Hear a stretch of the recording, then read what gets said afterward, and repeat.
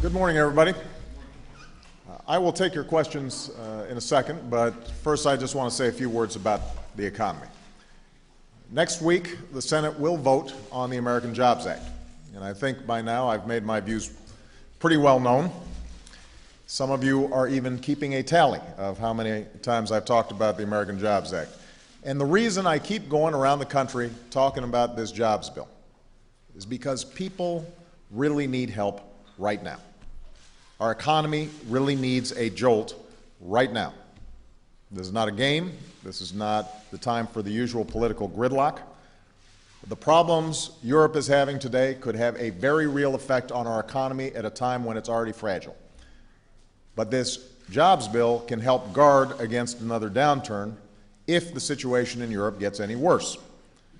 It'll boost economic growth. It'll put people back to work. And by the way, this is not just my belief. This is what independent economists have said, not politicians, not just people in my administration. Independent experts who do this for a living have said this jobs bill will have a significant effect for our economy and for middle-class families all across America. And what these independent experts have also said is that if we don't act, the opposite will be true. There will be fewer jobs. There will be weaker growth. So as we look towards next week, any senator out there who's thinking about voting against this jobs bill, when it comes up for a vote, needs to explain exactly why they would oppose something that we know would improve our economic situation at such an urgent time for our families and for our businesses. You know, congressional Republicans say one of the most important things we can do is cut taxes. Then they should love this plan. This jobs bill would cut taxes for virtually every worker and small business in America. If you're a small business owner that hires someone or raises wages, you would get another tax cut. If you hire a veteran, you get a tax cut. Right now, there's a small business in Ohio that does high-tech manufacturing, and they've been expanding for the past 2 years. They're considering hiring more, and this tax break would encourage them to do it. Hundreds of thousands of teachers and firefighters and police officers have been laid off because of state budget cuts. This jobs bill has funding to put a lot of those men and women back to work. It has funding to prevent a lot more from losing their job. I had a chance to meet a young man named Robert Barrows. He's an English teacher in Boston who came to the White House a few weeks ago. He's got 2 decades of teaching experience. He's got a master's degree. He's got an outstanding track record of helping his students make huge gains in reading and writing. In the last few years, he's received 3 pink slips because of budget cuts. Why wouldn't we want to pass a bill that puts somebody like Robert back in the classroom teaching our kids? Some of you were with me when we visited a bridge between Ohio and Kentucky that's been classified as functionally obsolete. That's a fancy way of saying it's old and breaking down. We've heard about bridges in both states that are falling apart, and that's true all across the country. In Maine, in Maine there is a bridge that is in such bad shape that pieces of it were literally falling off the other day. And meanwhile, we've got millions of laid-off construction workers who could right now be busy rebuilding roads, rebuilding bridges, rebuilding schools. This jobs bill gives them a chance to get back to work rebuilding America. Why wouldn't we want that to happen? Why would you vote against that? The proposals in this bill are not just random investments to create make-work jobs. They are steps we have to take if we want to build an economy that lasts. If we want to be able to compete with other countries for jobs that restore a sense of security to middle-class families. And to do that, we've got to have the most educated workers. We have to have the best transportation and communications networks. We have to support innovative small businesses. We've got to support innovative manufacturers. Now, what's true is we've also got to rein in our deficits and live within our means, which is why this jobs bill is fully paid for by asking millionaires and billionaires to pay their fair share.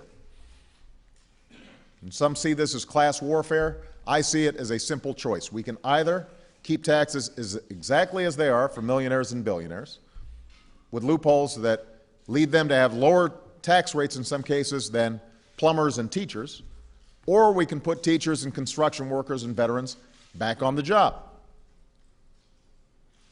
We can fight to protect tax cuts for folks who don't need them and weren't asking for them, or we can cut taxes for virtually every worker and small business in America, but we can't afford to do both.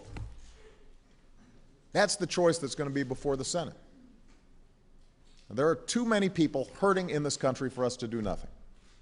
And the economy is just too fragile for us to let politics get in the way of action. We've got a responsibility to the people who sent us here. So I hope every senator thinks long and hard about what's at stake when they cast their vote next week. All right, with that, I will take your questions, and I will start with Ben Feller of Associated Press. Thank you very much, Mr. President. I'd like to ask you about two economic matters. Federal Reserve Chairman Bernanke warned Congress this week that the economic recovery is close to faltering. Do you agree? And secondly, on your jobs bill, the American people are sick of games, and you mentioned games in your comments. They want results. Wouldn't it be more productive to work with Republicans on a plan that you know could pass Congress, as opposed to going around the country talking about your bill and singling out and calling out Republicans by name? Well, first of all, with respect to the state of the economy, there is no doubt that growth has slowed. I think people were much more optimistic at the beginning of this year. But the combination of a Japanese tsunami, the Arab Spring, which drove up gas prices, and most prominently Europe, I think has gotten businesses and consumers very nervous. And we did not help here in Washington with the debt ceiling debacle that took place. A bit of game playing that was completely unnecessary, completely unprecedented in terms of how we dealt with our responsibilities here in Washington. So you combine all that, there is no doubt that the economy is weaker now than it was at the beginning of the year.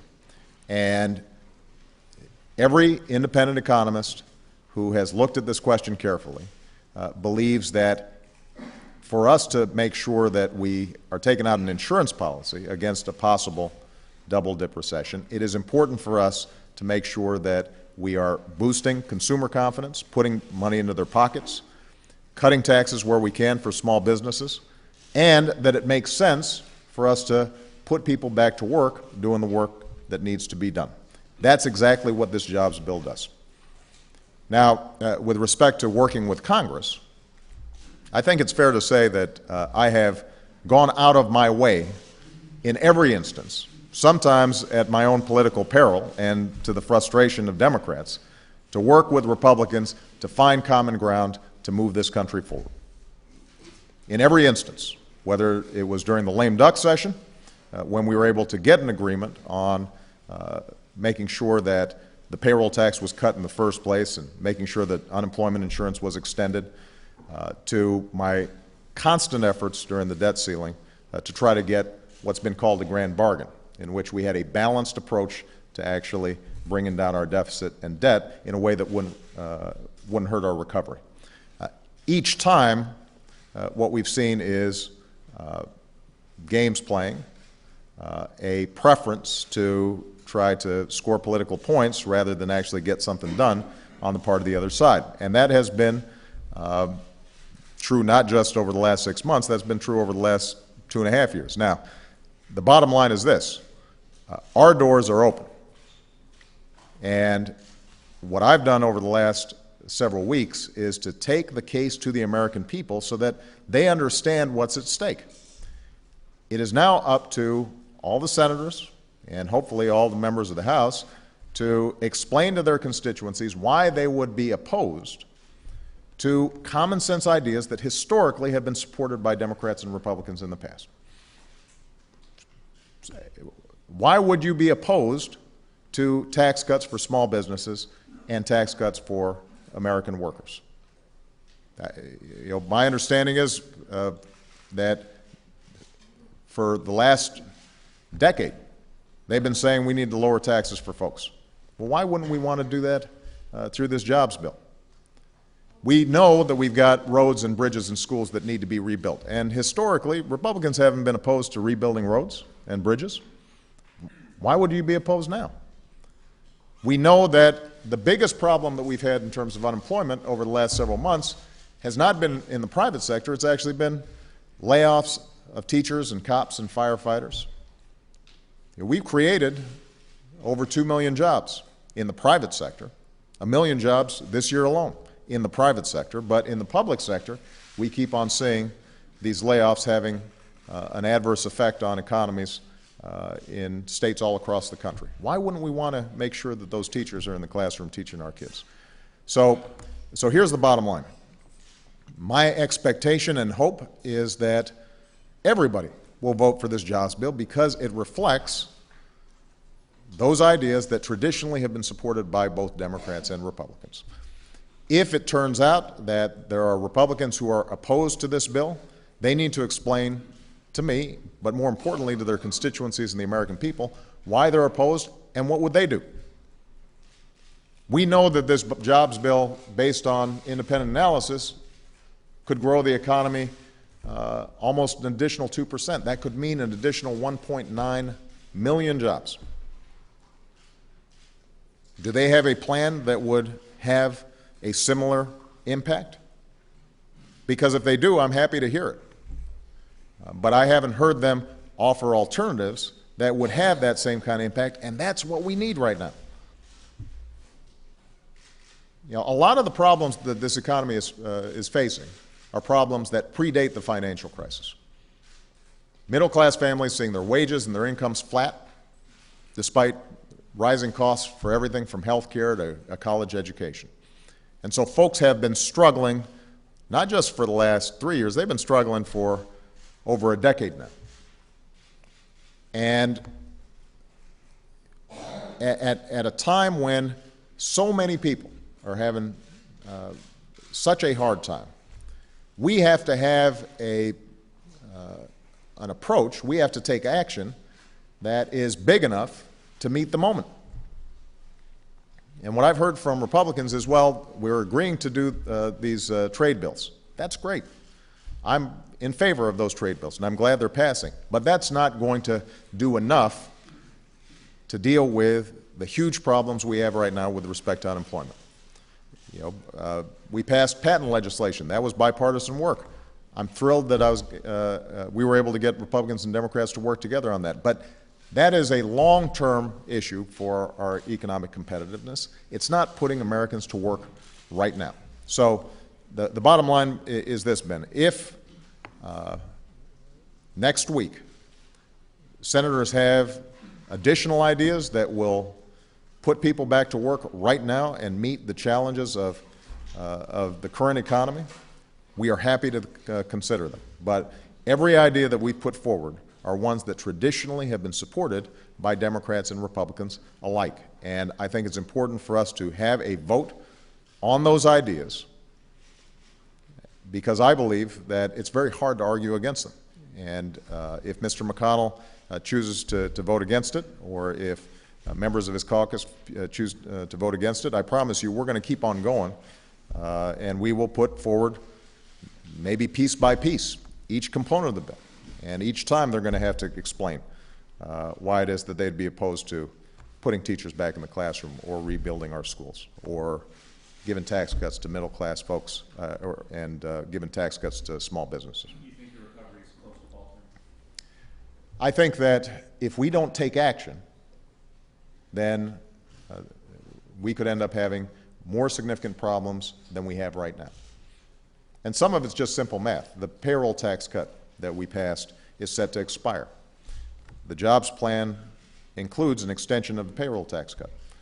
Now, if that is not extended, then that is over $1,000 out of the pockets of the average American family at a time when they're already feeling a severe pinch.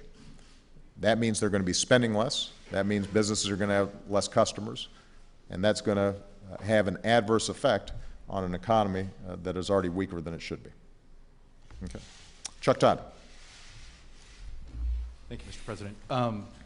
Before I get to my question, Do we assume by how you're talking about the bill in the Senate that you are okay with the change and how to pay for it, the surtax, the 5.6% surtax on millionaires? We've always said that we would be open to a variety of ways to pay for it. We put forward what we thought was a solid approach to paying for the jobs bill itself. Keep in mind, though, that what I've always said is that not only do we have to pay for the jobs bill, but we also still have to do more in order to reduce the debt and the deficit. So the approach that the Senate is taking, I'm comfortable with in order to deal with the jobs bill. We're still going to need to reform this tax code to make sure that we're closing loopholes, closing special interest tax breaks, making sure that the very simple principle, what we call the Buffett rule, which is that millionaires and billionaires aren't paying lower tax rates than ordinary families, that's in place. So there's going to be more work to do with respect to making our tax system fair and just and promoting growth. But in terms of the immediate action of getting this jobs bill passed, I'm fine with the approach that they're taking. My question has to do with your powers of persuasion. During the debt ceiling debate, you asked for the American public to call members of Congress, and switchboards got jammed. You have done a similar thing while going around the country doing this, talking to members of Congress. There's not the same reaction. You're not hearing about phones being jammed. Talking to one member of Congress, he told me there's a disillusionment he's concerned about with the public, that maybe they just don't believe anything can get done anyway. Are you worried about your own powers of persuasion and maybe that the American public's not listening to you anymore? Well, no, what we've seen is the American people respond very enthusiastically to the specific provisions of the jobs bill. They are very skeptical about Congress's ability to act right now, and that's understandable. The American people are very frustrated. They've been frustrated for a long time. They don't get a sense that folks in this town are looking out for their interests. They get a sense that folks in this town are thinking about their own jobs, their own careers, their own advancement, their party interests. And so if the question is, Chuck, are people feeling cynical and frustrated about the prospects of positive action in this city? Absolutely. And I can go out there and make speeches, but until they actually see action, some of that cynicism is going to be there. As you said during the debt ceiling debate, a very solid majority, I think up maybe even higher than 70%, agreed with the approach that I talked about, which was we should have a balanced approach to deficit reduction. And what the American people saw is that Congress didn't care. Not just what I thought, they didn't care about what the American people thought. They had their own agenda. And so if they see that over and over again, that cynicism is not going to be reduced until Congress actually proves their cynicism wrong by doing something that would actually help the American people. This is a great opportunity to do it. This is a great opportunity to do it. Keep in mind, if the American Jobs Bill passes, we're still going to have challenges. We're still going to have to make sure that we've got the best education system in the world, because that is going to be critical for our long-term competitiveness and creating good, solid middle-class jobs. We're still going to have to keep investing in basic research and science. We're still going to have to make sure that we do even more on infrastructure. I mean, what's contained in the American Jobs Bill doesn't cover all the roads and bridges and infrastructure that needs to be improved around the country. So it's not as if that's going to solve all our problems, but it is an important start that we know would end up growing the economy and putting hundreds of thousands, millions of people back to work at a time when they needed the most. And it's paid for. I mean, the one persuasive argument that the Republicans previously had made against a bill like this is, the deficit's growing, we can't afford it. Well, we can afford it if we're willing to ask people like me to do a little bit more in taxes. We can afford it without affecting our deficit. Our proposal is paid for. So that can't be the excuse. And so yes, until they see Congress actually putting country ahead of party politics and partisanship, they're going to be skeptical. And it doesn't matter how many times I preach to them, this is not a reflection of their lack of faith in the American Jobs Bill. They haven't seen Congress able to come together and act. This is a good opportunity there. What we've seen is that they agree with what we've put forward. Now, here's what I'll also say, is that based on the debt ceiling vote, what they've seen is that the Republicans in Congress, even when the American people agree with me, oftentimes will vote against something I'm proposing. So there may be some skepticism that I personally can persuade Republicans to take actions in the interest of the American people. But that's exactly why I need the American people to try to put some pressure on them. Because, I think justifiably what they've seen is that oftentimes even ideas that used to be supported by Republicans, if I'm proposing them, suddenly Republicans forget it and they decide they're against it. Jackie. Thank you, Mr. President. As you travel the country, you also take credit for tightening regulations on Wall Street through the Dodd-Frank law and about your efforts to combat income inequality. There's this movement, Occupy Wall Street, Right. which has spread from Wall Street to other cities. They clearly don't think that you or Republicans have done enough, that you're in fact part of the problem. Are you following this movement, and what would you say to its people that are attracted to it?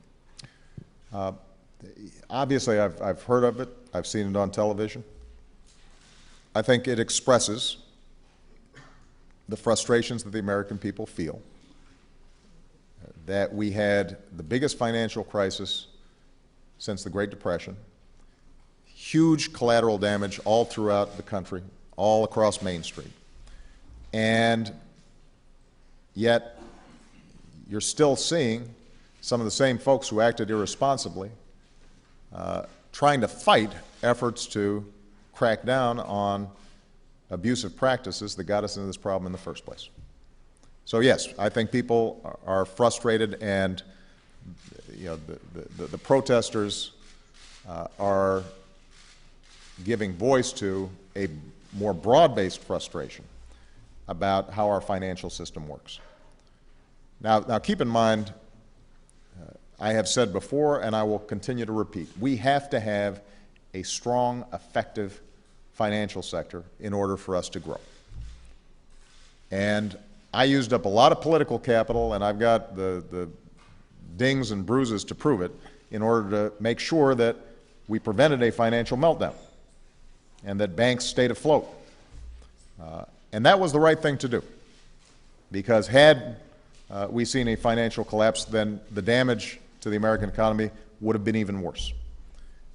But what I've also said is that for us to have a healthy financial system, that requires that banks and other financial institutions compete on the basis of the best service and the best products and the best price, and it can't be competing on the basis of hidden fees, deceptive practices, or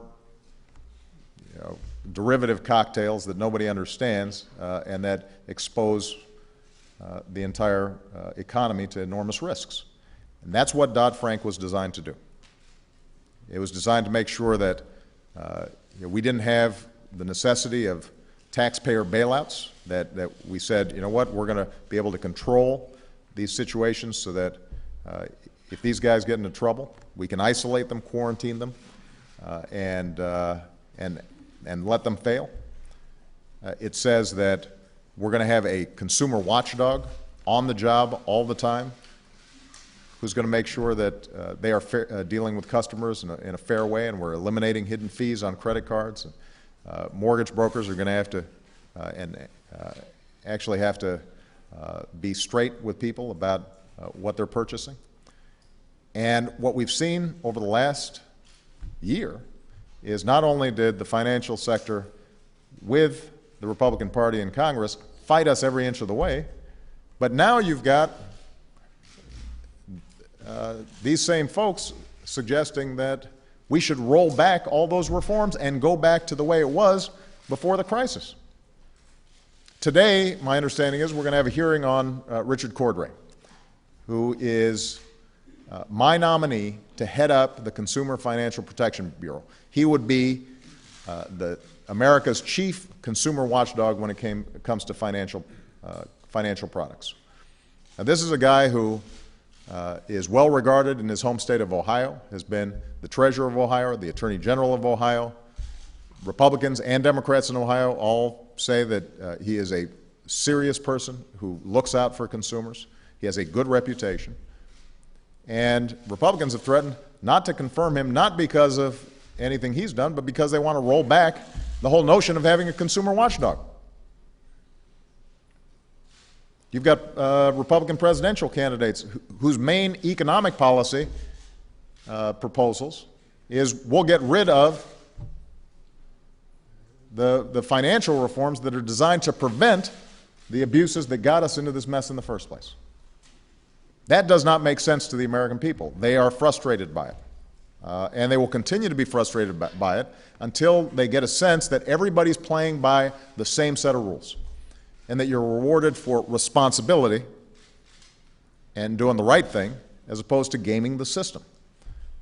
So I'm going to be fighting every inch of the way here in Washington to make sure that we have a consumer watchdog that is preventing abusive practices by the financial sector.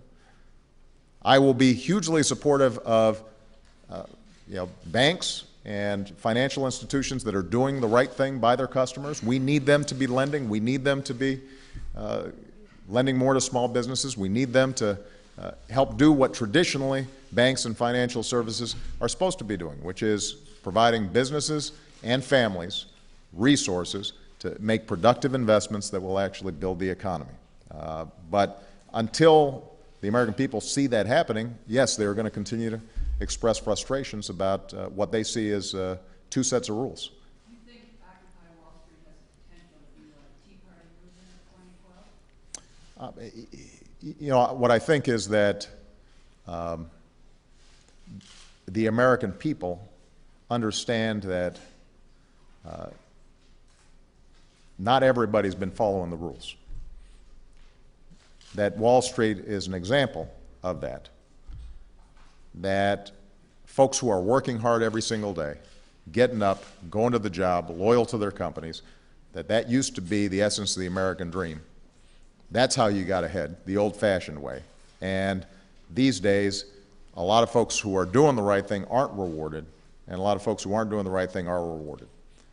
And that's going to express itself politically in 2012 and beyond until people feel like, once again, we're getting back to some old-fashioned American values in which, if you're a banker, then you are making your money by making prudent loans to businesses and individuals to build plants and equipment and hire workers that are creating goods and products that are building the economy and benefiting everybody. Jake Tapper.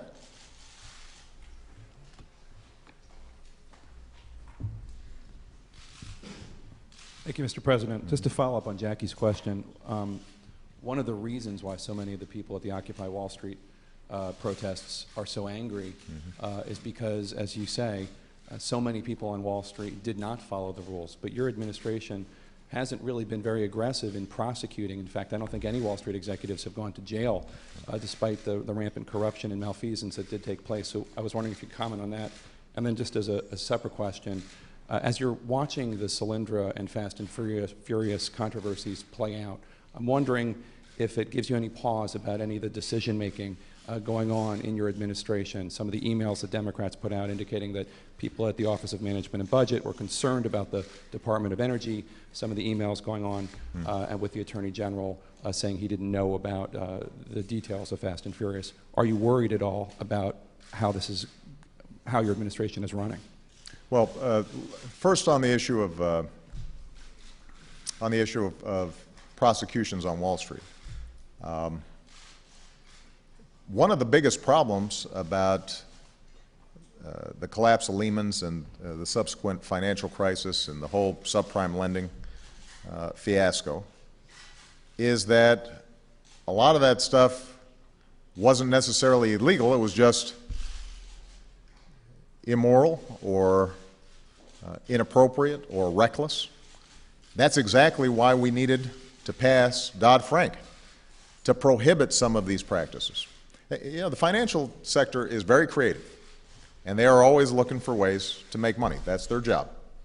And if there are loopholes and rules that can be bent and arbitrage to be had, they will take advantage of it.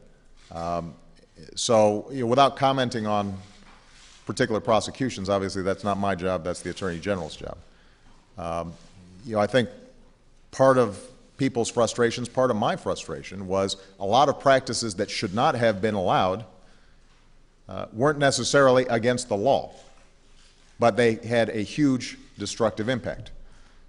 And that's why it was important for us to put in place financial rules that protect the American people from reckless decision-making and irresponsible behavior. Now, with respect to Solyndra and Fast and Furious, you know, I think I've been very clear that I have complete confidence in Attorney General Holder in how he handles his office. He has been very aggressive in going after gun running and cash transactions that are going to these transnational drug cartels in Mexico. There's been a lot of cooperation between the United States and Mexico on this front. He's indicated that he was not aware of what was happening in Fast and Furious. Certainly I was not, and I think both he and I would have been very unhappy if somebody had suggested that guns were allowed to pass through that could have been prevented by the United States of America. He's assigned an Inspector General to look into how exactly this happened, and I have complete confidence in him, and I've got a complete confidence in the process to figure out who, in fact, was responsible for that decision and how it got made. Solyndra, this is a loan guarantee program that predates me, that historically has had support from Democrats and Republicans as well. And the idea is pretty straightforward. If we are going to be able to compete in the 21st century, then we've got to dominate cutting-edge technologies. We've got to dominate cutting-edge manufacturing. Clean energy is part of that package of technologies of the future that have to be based here in the United States if we're going to be able to succeed. Now, the loan guarantee program is designed to meet a particular need in the marketplace, which is a lot of these small startups, they can get angel investors, they can get several $1 million to get a company going, but it's very hard for them to then scale up, particularly if these are new cutting-edge technologies.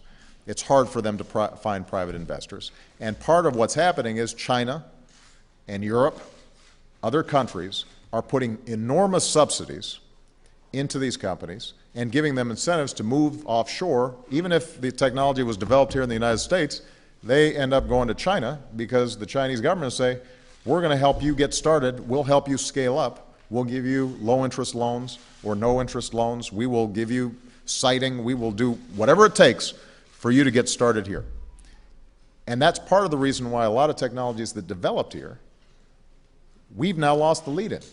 Solar energy, wind energy. And so what the loan guarantee program was designed to do was to close that gap and say, let's see if we can help some of those folks locate here and create jobs here in the United States. Now, we knew from the start that the loan guarantee program was going to entail some risk, by definition. If it was a risk-free proposition, then we wouldn't have to worry about it.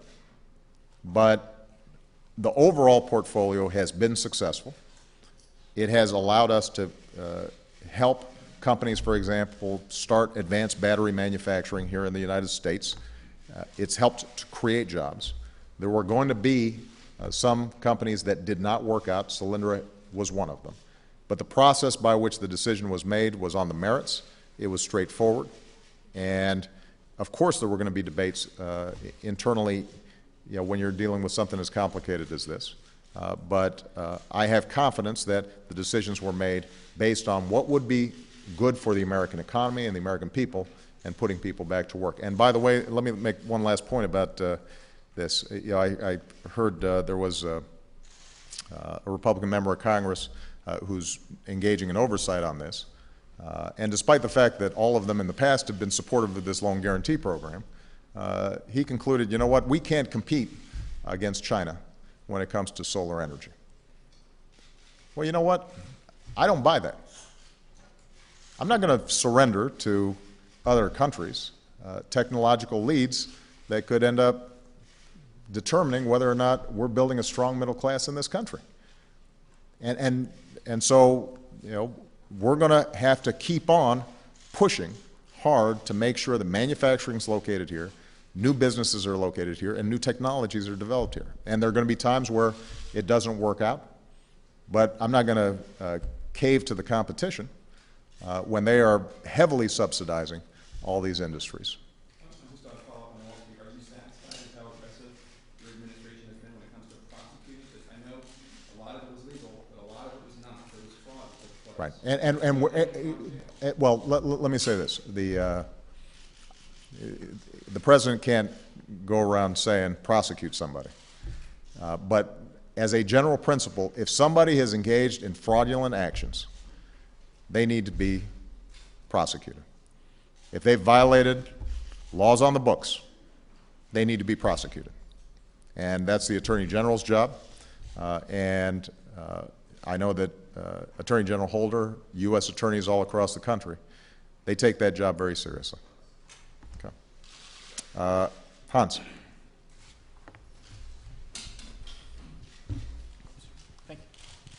Thank you, Mr. President. You just spoke of the need for banks to start lending. You talked earlier about how creative they can be in chasing profit. And yet earlier in the week you said that banks, quote, don't have some inherent right to just, get a certain amount of profit. He also said in that interview that you can stop them. How do you plan on stopping them from charging this $5 fee or whatever the fee is? And do you think that your government has a right to dictate how much profits American companies make? I absolutely do not think that. I was trying to make a broader point, which is that people have been using financial regulation as an excuse to charge consumers more, right? I mean, basically the argument they've made is, well, you know what, this hidden fee was prohibited, and so we'll find another fee to make up for it. Now, they have that right, but it's not a good practice. It's not necessarily fair to consumers, and my main goal is to make sure that we've got a consumer watchdog in place who is letting consumers know what fair practices are, making sure that transactions are transparent, and making sure that banks have to compete for customers based on the quality of their service and good prices. Now, the frustrating thing that we have right now is that you've got folks over in Congress, Republicans, who said that they see their role as eliminating any prohibitions on any practices for financial companies.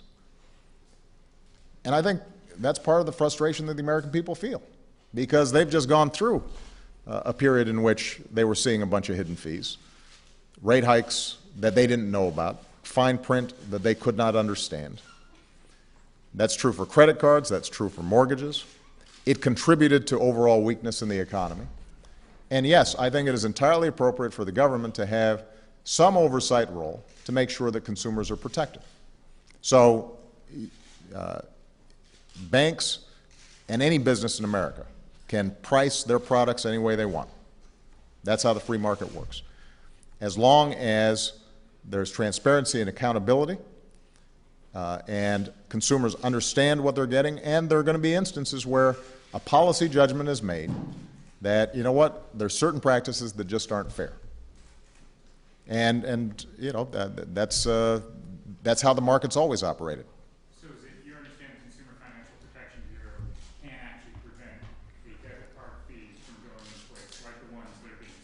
I think that what the Consumer Finance Protection Bureau could do is to make sure that consumers understood exactly what they were getting, exactly what was happening.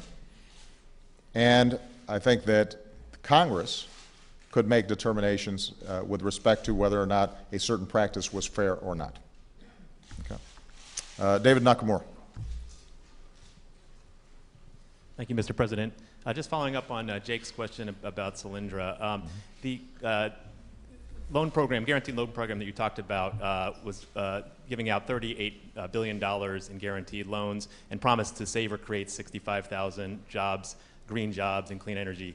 And there's been reports even that actually only 3,500 new jobs have been created in that industry.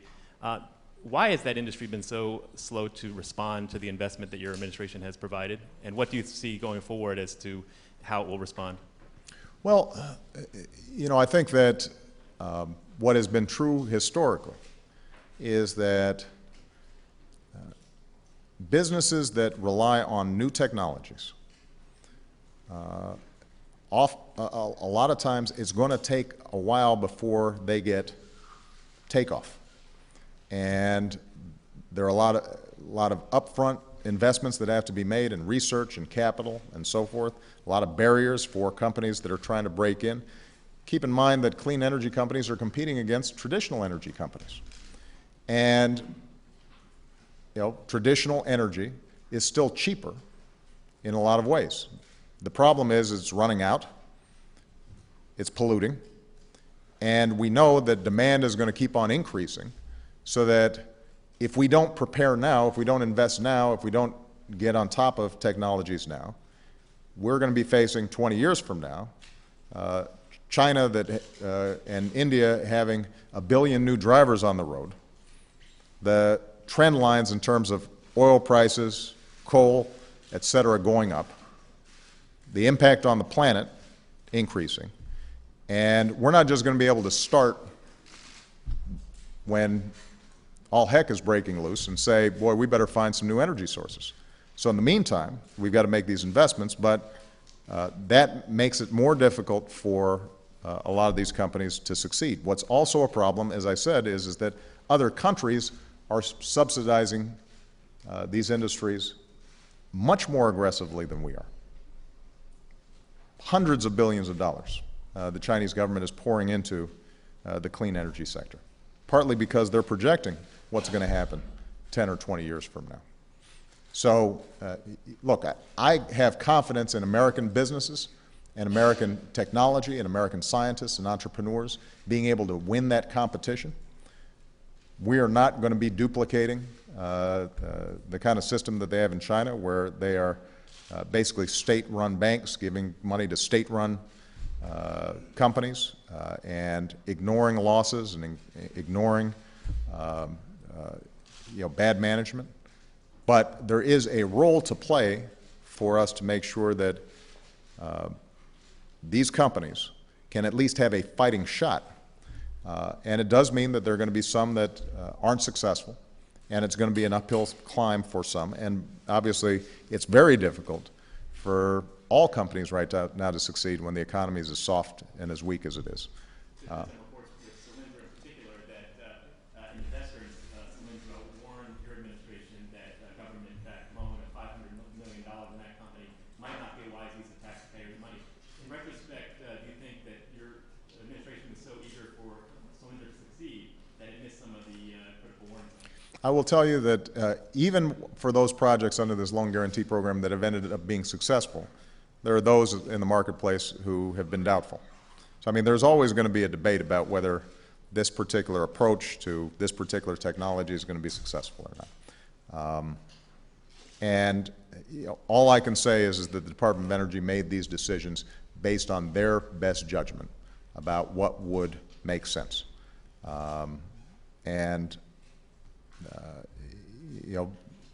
The nature of these programs are going to be ones in which, for every success, there may be one that does not work out as well.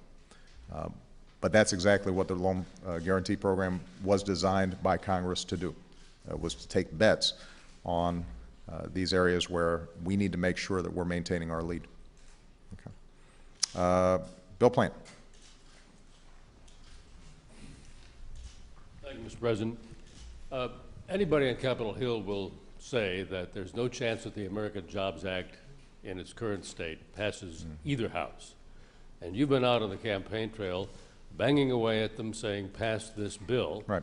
And it begins sort of to look like you're campaigning and like you're following the Harry Truman model against the do-nothing Congress instead of negotiating.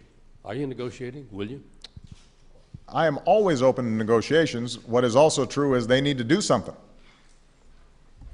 I mean, I'm not, look, Bill, I think it is very clear that if members of Congress come in and say, all right, we want to build infrastructure, here's the way we think we can do it.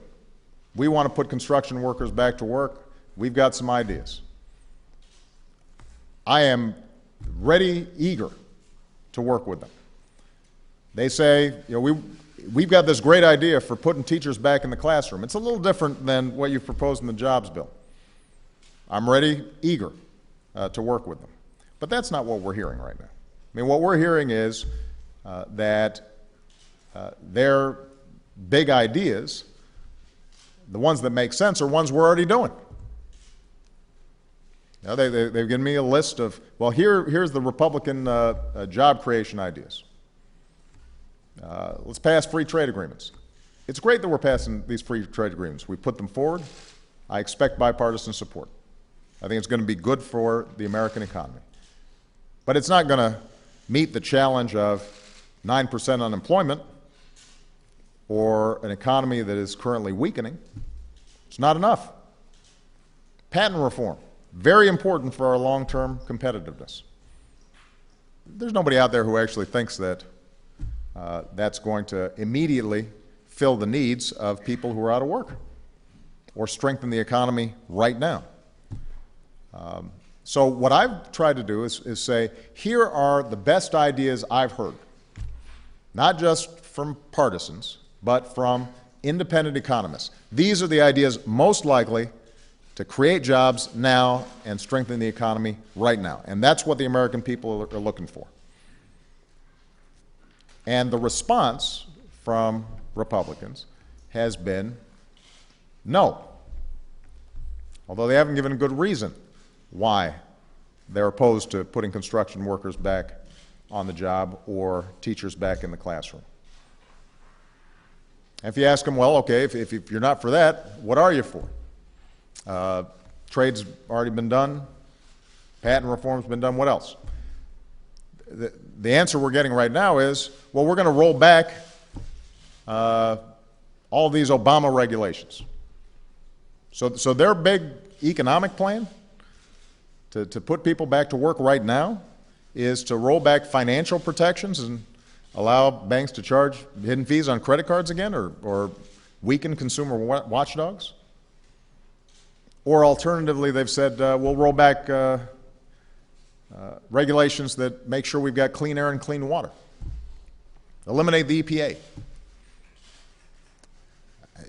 Does anybody really think that that is going to create jobs right now and meet the challenges of a global economy that is weakening with all these forces coming into play? I mean, here's a good question. Here's a little homework assignment for folks.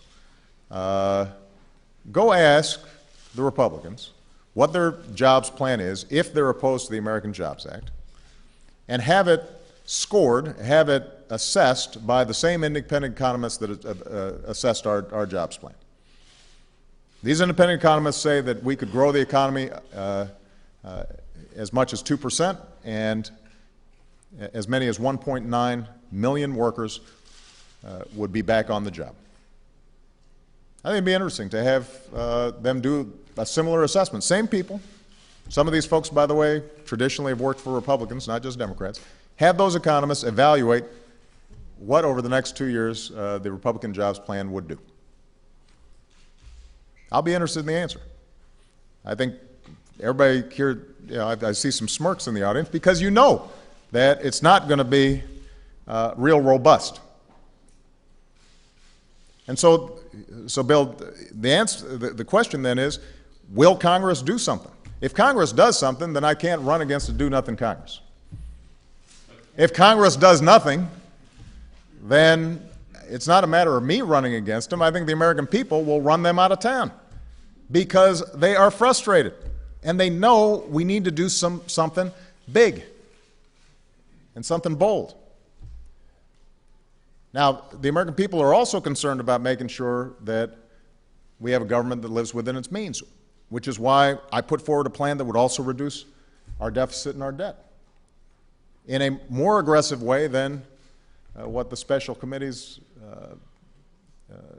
been charged with.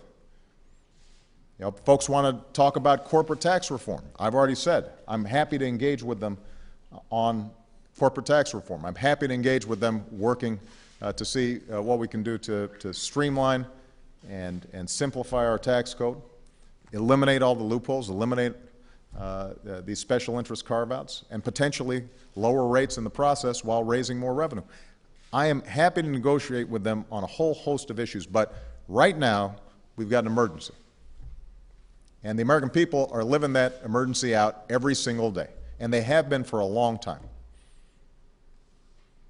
You know, they are working really hard, and if they're not on the job, then they're working really hard to find a job. And they're losing their homes, and their kids are having to drop out of school because they can't afford student loans, and they're putting off visiting a doctor because when they lost their job, they lost their health insurance. They are struggling. And as a consequence, by the way, all of us are struggling, even those who are well off. The irony is the same folks that the Republicans claim to be protecting, the well-off, the millionaires and the billionaires, they'd be doing better, they'd be making more money if ordinary Americans had some money in their pockets and were out there feeling more confident about the economy. That's been the lesson of our history. When folks in the middle and at the bottom are doing well, the folks at the top do even better. Is this kind of public pressure the only leverage you have, sir? Look, we have a democracy, and right now John Boehner is the Speaker of the House, and Mitch McConnell is the Republican leader, and you know, all I can do is make the best arguments and mobilize the American people so that they're responsive. So far, they haven't been responsive to not just me, but public opinion. We saw that during the debt ceiling vote. But we're just going to keep on making the case. But I guess what I'm saying, though, here, Bill, is, and I said this when I made my speech at the joint session, the election is 13, 14 months away.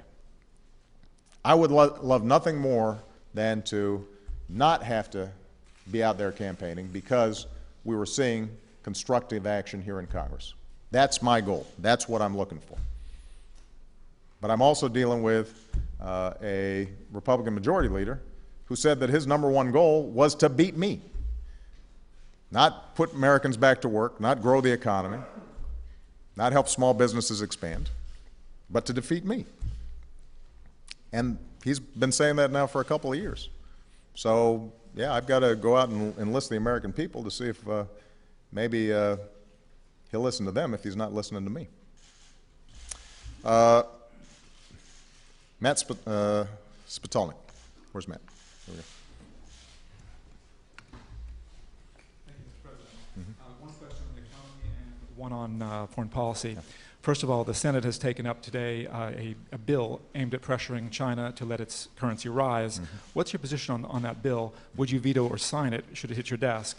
On the foreign policy front, do you agree with Admiral Mullen's accusation that Pakistan's intelligence agency has used the Haqqani network as a virtual arm? And what, if any, consequences, up to and including a cutoff of aid, would you be willing to consider?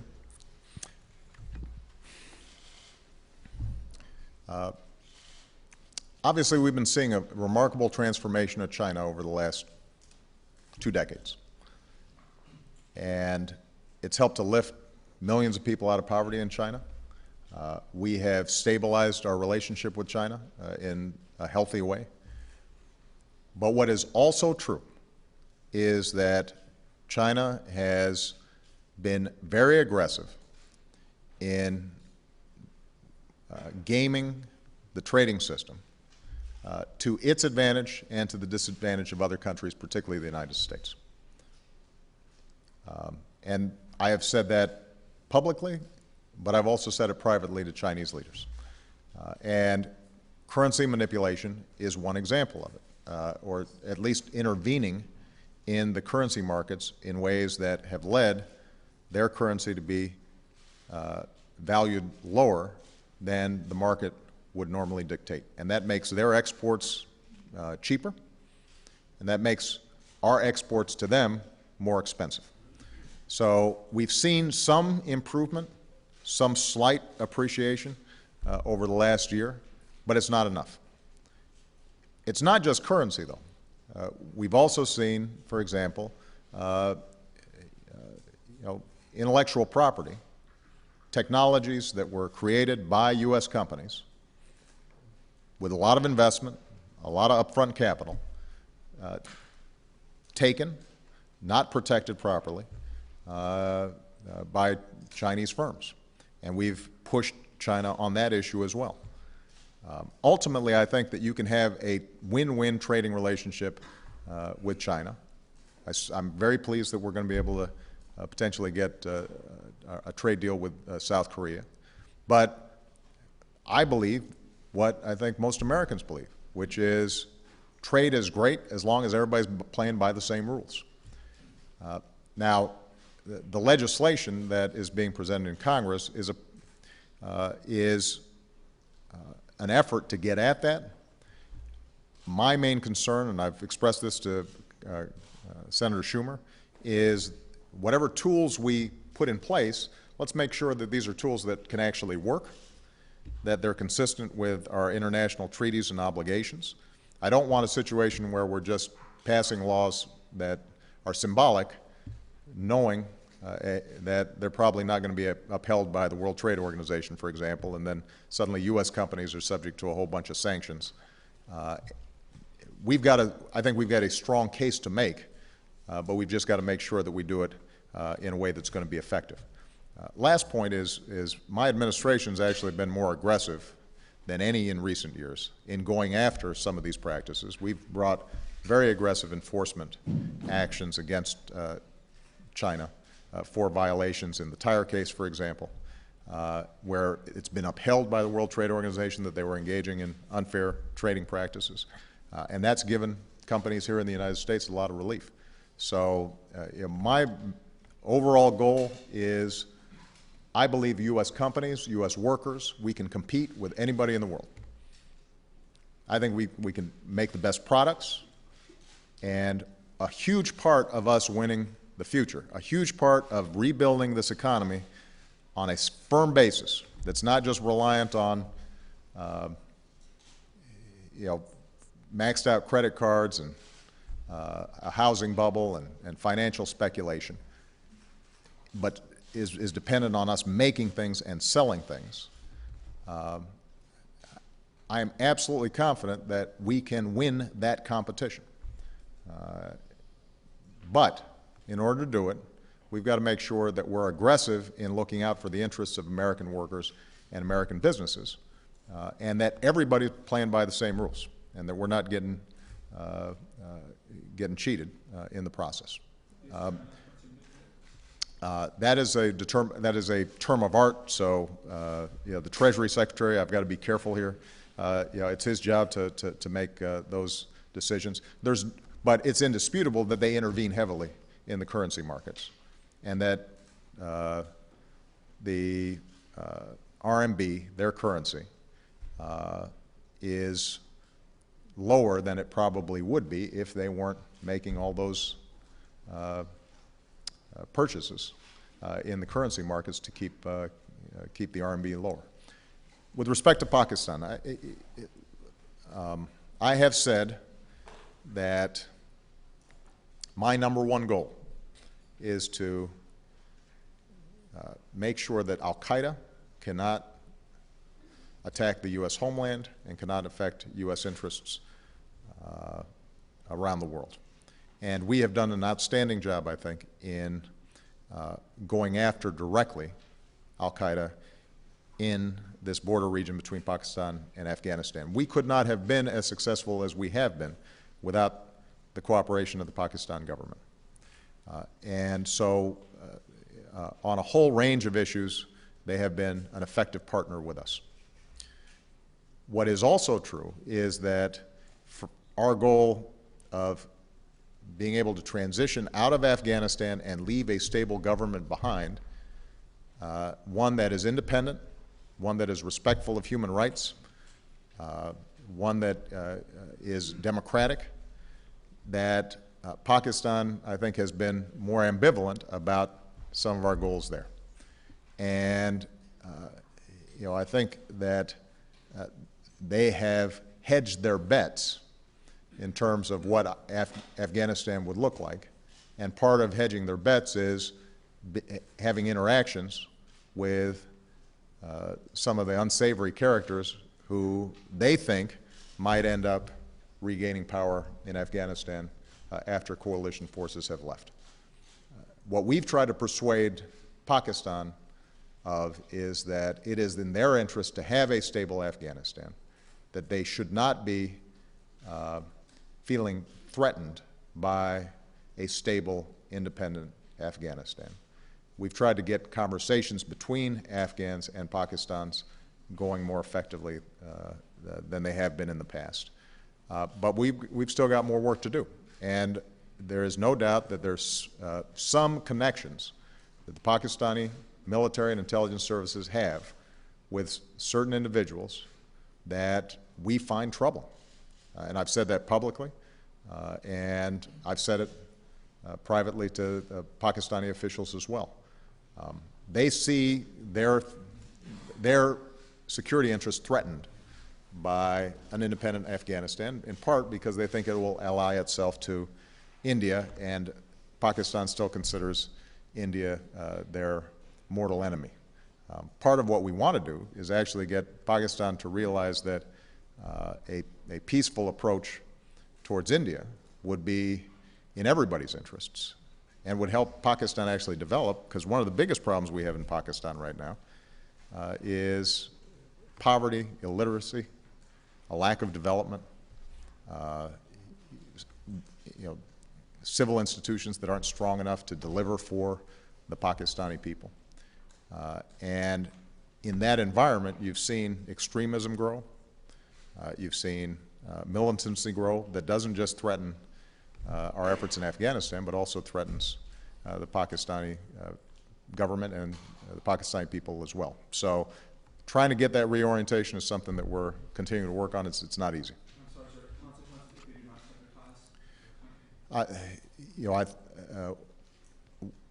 We will constantly evaluate our relationship with Pakistan based on, is overall this helping to protect Americans and our interests. We have a great desire to help the Pakistani people strengthen their own society and their own government.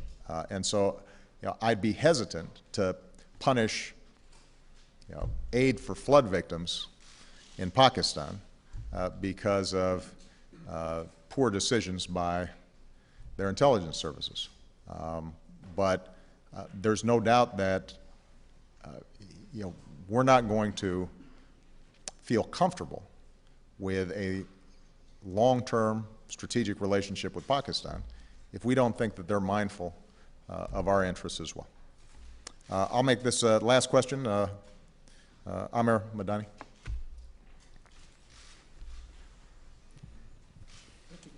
Thank you, Mr. President.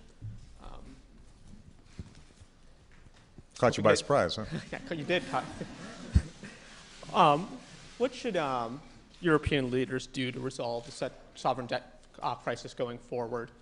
And second, how risky is this continued situation to the U.S. economy? And finally, do you feel that the European leaders have been negligent in pushing austerity too soon? Those are good questions. The biggest headwind the American economy is facing right now is uncertainty about Europe, because it's affecting global markets. The slowdown that we're seeing is not just happening here in the United States. It's happening everywhere. Even in some of the emerging markets like China, you're seeing greater caution, less investment, deep concern. In some ways, as frustrating as the financial sector has been here in the United States after the Lehman's collapse, the aggressive actions that were taken right after Lehman's did help us to strengthen the financial sector and the banking sector in ways that that Europe did not fully go through. And uncertainty around Greece and their ability to pay their debts runs on in the capital markets on the debt that many of these southern European countries have been facing, as well as Ireland and Portugal. All that's put severe strain on the world financial system. I speak frequently with Chancellor Merkel and President Sarkozy. They are mindful of these challenges. I think they want to act to prevent a sovereign debt crisis from spinning out of control or seeing the potential breakup of the euro. I think they're very committed to the European project. But their politics is tough because essentially they've got to get agreement with not only their own parliaments, they've got to get agreement with 20 parliaments or 24 parliaments or 27 parliaments. And engineering that kind of coordinated action is very difficult. But what I've been seeing over the last month is a recognition by European leaders of the urgency of the situation. And nobody's obviously going to be affected more than they will be if the situation there spins out of control. So I'm confident that they want to get this done. I think there's some technical issues that they're working on in terms of how they get a big enough, how do they get enough firepower to let the markets know that they're going to be standing behind Euro members who may be in a weaker position. But they've got to act fast. And we've got a G20 meeting coming up in November. My strong hope is that by the time of that G20 meeting, that they have a very clear, concrete plan of action that is sufficient to the task. It will have an effect. It's already having an effect here in the United States. It will continue to have an effect on our economy because the world is now interconnected in ways that it's never been before. And that's one of the biggest challenges that we have post-2008, after this financial crisis, is that America has always been, well, over the last 20 years, has been the engine for world economic growth. We were the purchasers of last resort. We were the importers of last resort. We would stimulate our economies, and our American consumers would buy stuff around the world. And so if they got into trouble, they could always say, well, we're going to sell to the U.S. Well, we're now going through a situation where families are cutting back and trying to reduce their debts. Businesses are more cautious. And the U.S. government obviously has its own fiscal challenges. I mean, we've got to make sure that we're living within our means, although we've got to do it gradually and not in ways that immediately affect a fragile economy. So what that means is Europe is not going to be able to export its way out of this problem. They're going to have to fix that problem. And part of the goal that I've been trying to promote for the last 2 years, and I'll repeat at the G20, is more balanced economic growth worldwide. We've got to get into a posture where the U.S. is always going to be a big market, and we're going to welcome goods from all around the world, but we've also got to be selling goods around the world. We can't just be, running up our debt in order to help other folks' economies. We've got to have, as not only families, our businesses, and our government, we've got to make sure that we're being prudent and we're producing here in the United States. And by the way, that's what's going to create strong middle-class jobs here in the United States. I think part of what's going on for the country generally is this sense of, you know what, a lot of that debt that had been built up prior to 2008, that we were living on borrowed time because the underlying fundamentals of the economy weren't as strong as they needed to be. And that's why not only do we have to put Americans back to work now, but we've also got to keep on reforming our education system so it's producing the highest skilled graduates in the world. That's why we've got to keep on investing in basic research and science. That's why we've got to make sure that we're rebuilding our infrastructure. That's why we've got to have a smarter energy policy, because that's a huge source of us having to import from other countries instead of being able to export to other countries. All those things are going to be important, and all those things are going to be challenging. They're going to be hard. But right now, we've got the problem of putting people back to work. That's why Congress needs to pass this jobs bill. And last point I'll make, if Bill's right and everybody on Capitol Hill is cynical and saying there's no way that the overall jobs bill passes in its current form, we're just going to keep on going at it. I want everybody to be clear. My intention is to insist that each part of this, I want an explanation as to why we shouldn't be doing it. Each component part. Putting people back to work, rebuilding our roads, putting teachers back in the classroom, tax cuts for small businesses and middle-class families, tax breaks for our veterans. We will just keep on going at it and hammering away until something gets done. And I would love nothing more than to see Congress act so aggressively that I can't campaign against them as a do-nothing Congress. All right? Thank you very much, everybody.